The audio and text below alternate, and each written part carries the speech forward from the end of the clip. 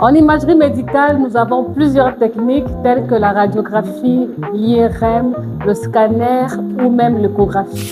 Alors pour commencer aujourd'hui, je vais vous parler d'abord de la radio, ainsi que des différentes sous-techniques, entre guillemets, ou encore des différents appareils de radiographie. La radiologie, de manière générale, est une technique qui utilise les rayons X pour créer des images de l'intérieur du corps, pas seulement humain, même aussi animal.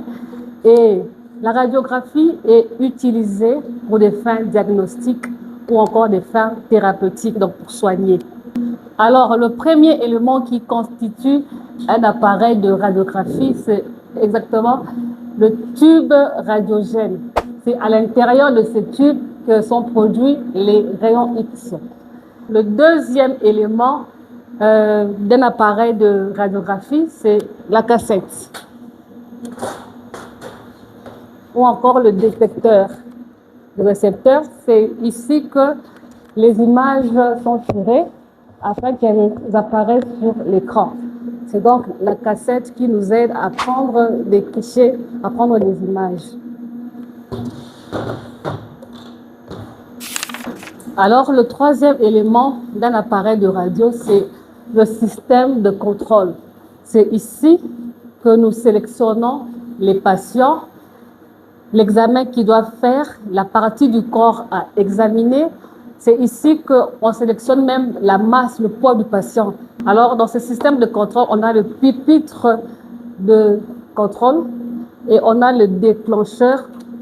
C'est ce qui fait passer les rayons. Donc, quand on appuie, il y a une chaleur qui se forme au niveau du tube et elle se transforme en rayon X. Et c'est ce qui fait passer justement les rayons pour qu'ils arrivent au niveau de la cassette. La machine que je viens de vous montrer, c'est une machine de radio qui fait presque carrément tous les examens. Mais je vais vous parler maintenant de ces sous-machines en radiographie. C'est comme ça que moi, je les appelle en tout cas. Ce sont des machines conçues spécialement pour des examens spéciaux. Voilà. Alors, derrière moi, il y a une machine. Il y a plusieurs qui l'ont reconnue sur ma précédente vidéo. C'est exactement une machine de panoramique dentaire. Cette machine est une machine de radiographie aussi, mais qui est conçue uniquement pour les dents. Les dents, la mâchoire, donc tout ce qui constitue la bouche. Ici, on ne peut pas faire un thorax, c'est impossible. On ne peut pas faire une radio des pieds, donc c'est impossible.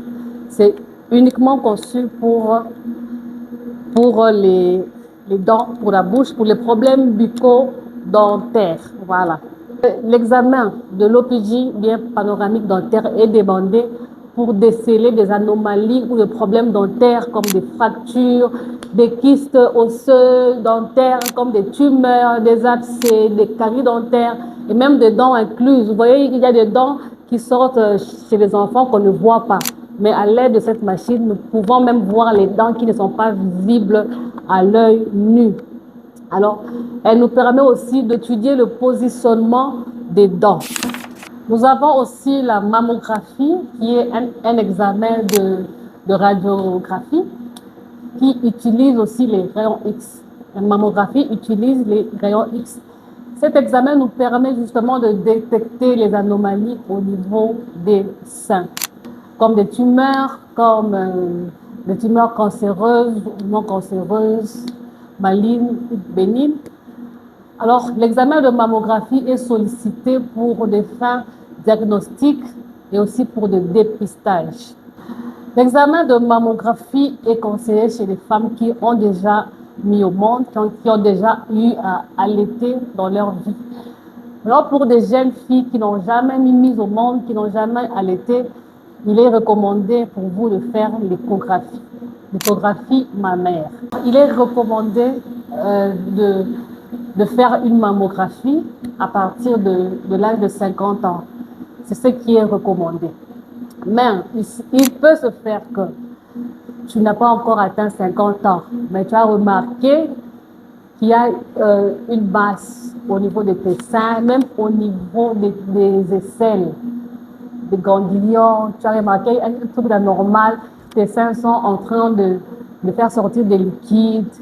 Il y a des écoulements au niveau du mamelon.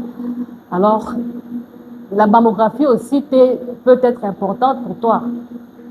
Chacune a son expérience. D'autres disent que la mammographie, elle fait mal. D'autres disent qu'en tout cas, la douleur est supportable. Mais moi, étant que technicienne, moi qui ai déjà eu à travailler en mammographie, je vous dis que c'est un examen qui est quand même désagréable, mais la douleur est supportable. Alors, chères dames, chères sœurs, chères jeunes filles, apprenez à palper vos seins pour pouvoir détecter tôt des éventuelles masses ou des éventuels problèmes liés à votre sein. J'espère que la vidéo vous aura plu. N'hésitez pas de liker, commenter et même de me suivre sur ma chaîne YouTube, Zuriel Ndinga. Ciao, à bientôt.